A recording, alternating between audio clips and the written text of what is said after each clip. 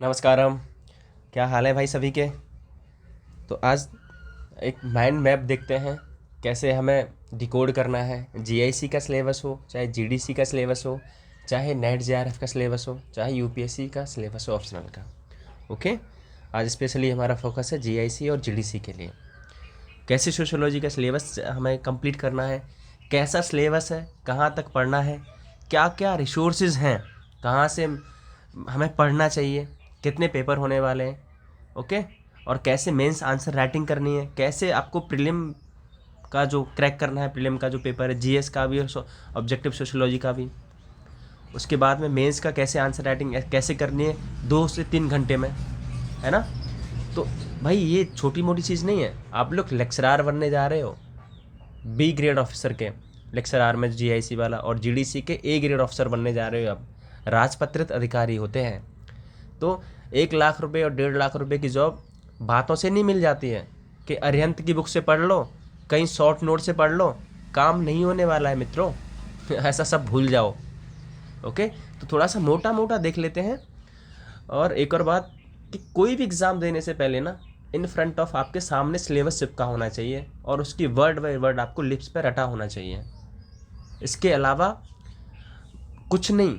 आपको सिलेबस का तो हर हालत में एट एनी हाउ आपको पता ही होना चाहिए कि भाई सिलेबस में यूनिट बाय यूनिट क्या है। ठीक है, ताकि हमें पता चले कि भाई हमें पढ़ना कहाँ है और हमने पढ़ लिया है तो हमारा कितना कंप्लीट हो गया है। ठीक। अच्छा, रही बात नोट्स कैसे बनाना है, नहीं बनाना। नोट्स आपको बिल्कुल नहीं बनाने, क्योंकि नोट्स बनने बनाए मिलने वाले हैं आप सभी को, और मिल भी चुके हैं बहुत सारे लोगों को, और बहुत सारे लोग मेंस आंसर राइटिंग भी कर रहे हैं अभी। फ़िलहाल वो बात नहीं। अभी जीआईसी में पहले पेपर देख लेते हैं कितने कितने हैं। जीआईसी में 3 पेपर होते हैं। पहला प्रीलिम्स का होगा आपका, ठीक है, दूसरा और तीसरा आपका मेंस का होगा।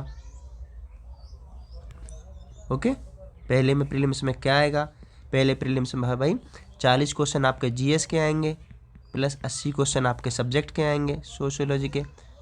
ओके, इसको पास करने के बाद आपको मेंस लिखने के लिए मिलेगा। उसके बाद में आपको 50 नंबर का हिंदी आएगा, प्लस 50 नंबर का एस्से आएगा, निबंध। तो ये लिखना पड़ेगा आपको दूसरे पेपर में। उसके बाद मेंस में आपको ये 20 क्वेश्चन आएंगे लिखने के लिए सोशियोलॉजी के। तो ये 50-50-100 और ये 200, मतलब ये 300 नंबर का ये होता है। तो आपको भाई 400 नंबर का मेंस में से आपकी, और प्लस आपका इंटरव्यू, यहाँ से आपका सिलेक्शन क्राइटेरिया निर्धारित होगा, कौन सिलेक्शन होगा किसका सिलेक्शन नहीं होगा। जीडीसी में देखें तो 2 पेपर होंगे। पहला प्रीली होगा, इसमें प्री में क्या होगा भाई, 30 क्वेश्चन आपके जीएस के होंगे, प्लस 90 क्वेश्चन आपके सब्जेक्ट को होंगे। 120 क्वेश्चन होने वाले हैं। इसके नंबर नहीं जुड़ेंगे आगे चल के मेंस में। सेकंड पेपर आपका मेंस का होगा, जिसमें 20 क्वेश्चन लिखने आएंगे। ठीक है, 20 क्वेश्चन लिखने आएंगे। उसके बाद यहाँ से आपकी मेरिट लगेगी मेंस में। ओके, और प्लस आपका इंटरव्यू। तो इस तरह का समझ आया। जीडीसी में आपको 2 पेपर होने हैं और जीआईसी में आपके 3 पेपर होने हैं। 1 पेपर प्रीलिम में और 2 पेपर मेंस में। दूसरे पेपर में क्या होगा, जीआईसी में 50 नंबर की हिंदी, 50 नंबर का ऐसे, और तीसरे पेपर में क्या होगा, 200 क्वेश्चन, हाँ 20 क्वेश्चन होंगे, 300 नंबर के। ठीक है, 400 प्लस इंटरव्यू, और यहाँ पे इस तरह का। ठीक है, तो मेरे ख्याल से 200 नंबर का पेपर होगा आपका जीडीसी में, प्लस आपका इंटरव्यू। तो यहाँ से आपकी इसकी इसकी मेरिट लगेगी। अच्छा, अब आप पूछेंगे कि पहले ये बताओ मास्टर बा पेपर कब होगा। पेपर यार ज़्यादा टाइम नहीं है, 2 से 2.25 महीने, मार्च में, मार्च के या तो फर्स्ट वीक में, मिड में, लास्ट में। ठीक है, क्योंकि कई सारे इक्वेशंस हैं भाई, इनको कई सारी भर्तियां करवानी। सिलेक्शन है 2027 में, आपका चुनाव का इलेक्शन है, तो इनको भर्तियां मेला तो करना पड़ेगा और सब चीज़ें होनी ही होनी है। लेकिन वो अलग बात है कि जब एग्ज़ाम डेट सिर पे आ जाती तब पढ़ने शुरू करते हैं। ऐसा नहीं करना है। ठीक, तो जीआईसी का और जीडीसी का पैटर्न समझ आ गया कि कैसे कैसे है। उसके बाद अब मैं सिलेबस दिखा देता हूँ आपको। पहले जीआईसी का सिलेबस थोड़ा सा जीएस पर चर्चा कर लेते हैं। जीएस कहाँ से क्या क्या आती है, क्योंकि सिलेबस में सोशियोलॉजी का दिखाऊंगा। जीएस में क्या आता है, जीएस में आपका हिस्ट्री पोर्शन रखा है, हिस्ट्री है, प्लस आपका पॉलिटी रखा है। ठीक है, उसके बाद थोड़ा सा आपका economics, plus geography, plus environment, ठीक है, ये है, और प्लस करंट अफेयर। अच्छा, हिस्ट्री में क्या पढ़ना है? हिस्ट्री में केवल और केवल भैया क्या पढ़ना है आपको? मॉडर्न इंडिया, मॉडर्न में गांधी एंड ईरा पढ़ना है, ठीक है। तो ये आपका जीएस का सिलेबस है, और उसके बाद आपको थोड़ा सा मैथमेटिक्स और थोड़ा सा रीजनिंग, ठीक है। ये है आपका जीएस का सिलेबस, हिस्ट्री, पॉलिटी, और एक शब्द दे दिया हिस्ट्री। हिस्ट्री में आपको मिडीवल इंडिया, मध्य भारत कुछ नहीं पढ़ना है, प्राचीन भारत पढ़ना है और आधुनिक भारत पढ़ना है। तो जीएस की चिंता मत करना। अब पूछेंगे कि आप सर वो भी बता दो कहाँ से सोर्स क्या है। चिंता मत करो, पहले देख लो, लास्ट में आज सारा सॉल्यूशन ही मिलने वाला है आपका। 20 से 25 मिनट की वीडियो जा सकती है, ठीक है, लेकिन बहुत ही ज़्यादा इंपॉर्टेंट है भाई। उसके बाद अब एक बात कॉमन है, क्या कॉमन कहने वाला हूँ मैं, चाहे वो जीआईसी का सिलेबस हो सोशियोलॉजी का सब्जेक्ट वाला, चाहे जीडीसी का सिलेबस हो सोशियोलॉजी सब्जेक्ट वाला, चाहे नेट जेआरएफ का सोशियोलॉजी वाला सिलेबस हो, चाहे यूपीएससी ऑप्शनल का हो, चाहे यूपी पीजीटी का सोशियोलॉजी का सिलेबस हो, सेम सिलेबस है। आई रिपीट, सेम सिलेबस है, वर्ड बाय वर्ड, ठीक है। थोड़ा सा ज़्यादा ही हो सकता है जीडीसी में, लेकिन कम नहीं हो सकता है। सोशियोलॉजी का सेम सिलेबस है, मैं फिर से कह रहा हूँ आपको, हर एग्ज़ाम में यूपी वाले में। और जीआईसी और जीडीसी भाई जो Uttar Pradesh public service commission कराने वाला है, तो जो परीक्षा अगर कोई भी आयोग कराता है ना, जो संवैधानिक संस्था है भैया, उसका लेवल ना अलग ही होता है, ठीक है, समझ रहे हो आप? ठीक है, तो हम बात कर लेते हैं क्या क्या है जीआईसी का सिलेबस। मैं दिखाऊंगा, देखो अभी बता देता हूँ जीआईसी का सिलेबस क्या है, जीडीसी का सोशियोलॉजी का सिलेबस क्या है। तो मौलिक बेसिक कॉन्सेप्ट ऑफ सोशियोलॉजी है।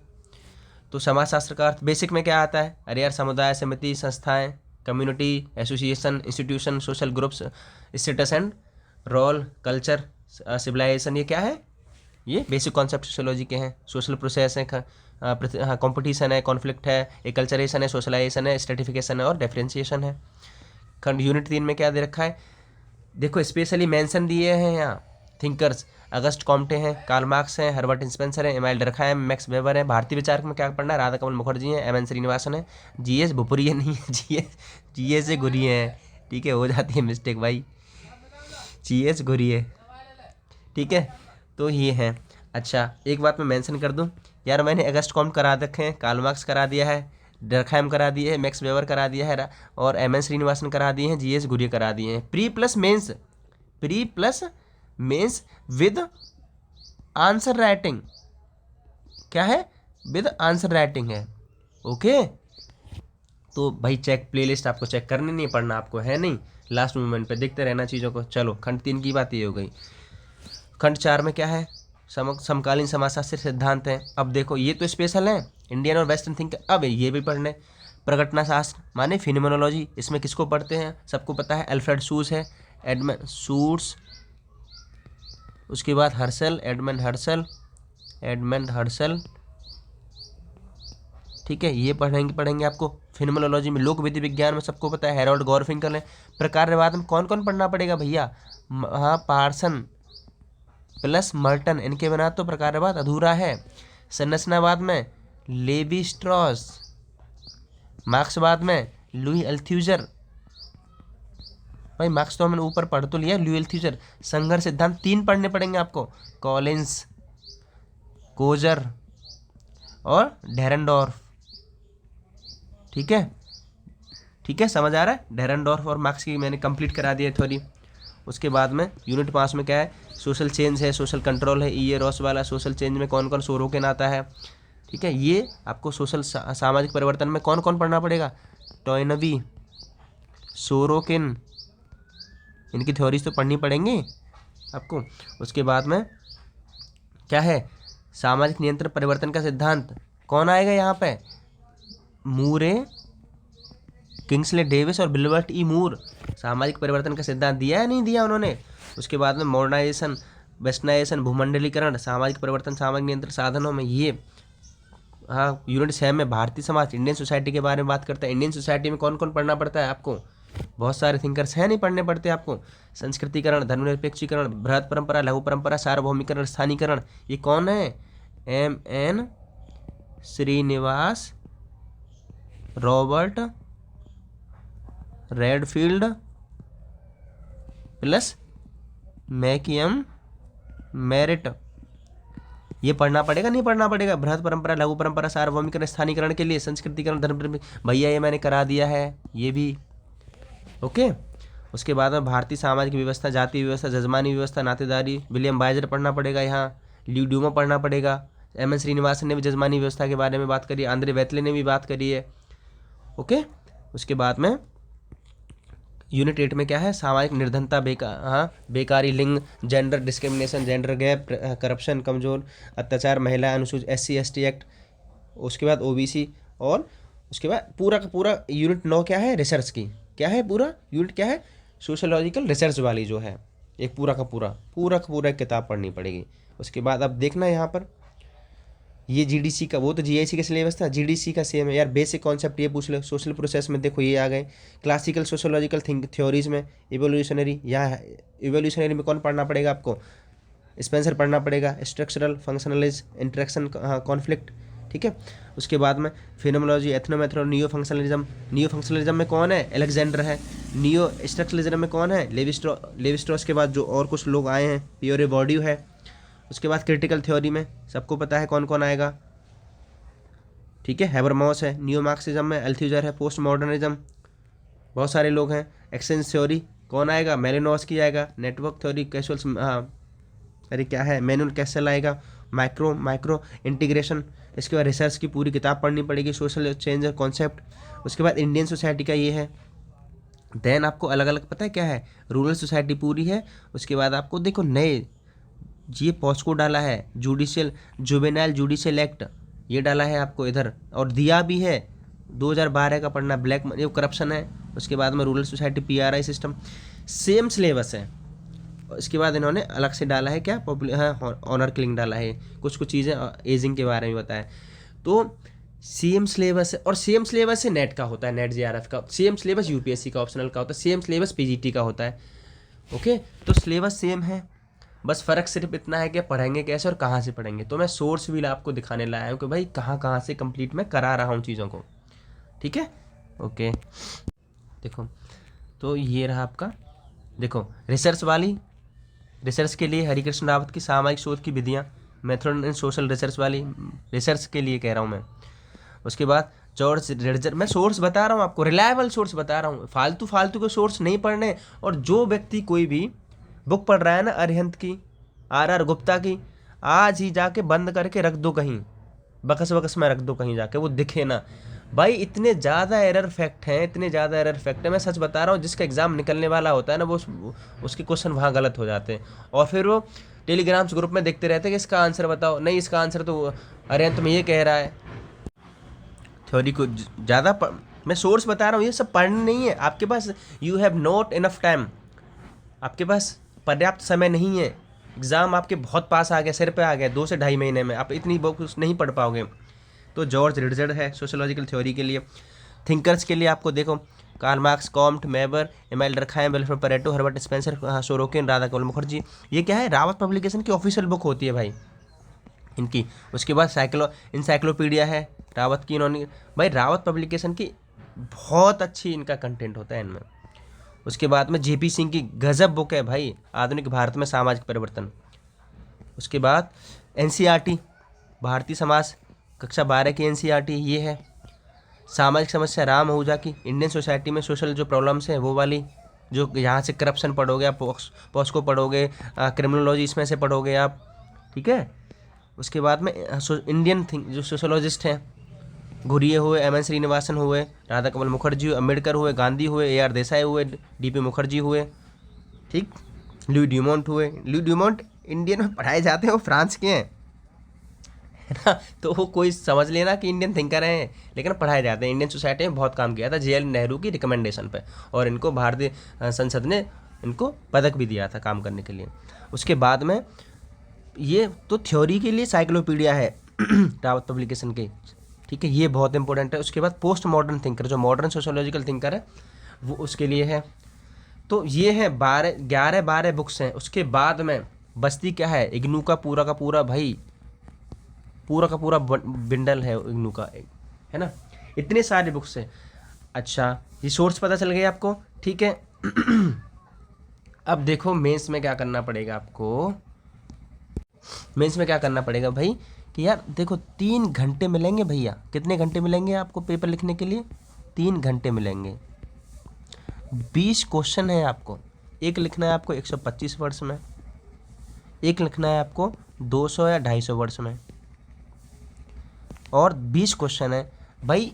इसको लिखना पड़ेगा 5 से 6 मिनट में, इसको लिखना पड़ेगा 7 से 8 मिनट में, है ना। अब आप लोगों ने मास्टर्स कब छोड़ी है? किसी की 2016 में है, किसी की 2012 में है, किसी की 2010 में है, किसी की 2005 में है। जिसने एमए कर रखी है तभी ने लिखा होगा, है ना, यही तो है ना।